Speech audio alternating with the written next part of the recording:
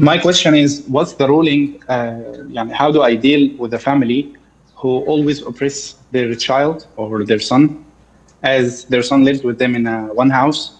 He has a twin brother, but always there is injustice to one of the sons and to his wife. So how would I deal with it? Is it okay if I stay away from family or not to sit with them, as this injustice happens always when I get interacting with them? If you live with them in a joint family, this is not permissible because your twin brother is not a mahram to your wife. So you have to segregate. You have to move out with your wife and live somewhere else and come and visit them occasionally, once or twice a week, and sit with them for a short period of time just to be dutiful, respectful, and obedient without having any negative impact on your mental state.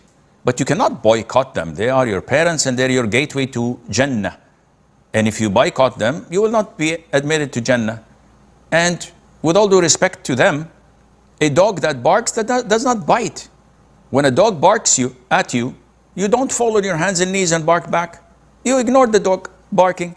So let them say whatever they want and don't argue with them. Don't defend yourself, because this is what they're provoking you to do. Just smile and nod your head and watch the time so that once the time is over, you can leave. First of all, a common misconception, a lot of the people think that Bismillah is part of wudu. If I don't say it, my wudu is invalid, which is not true.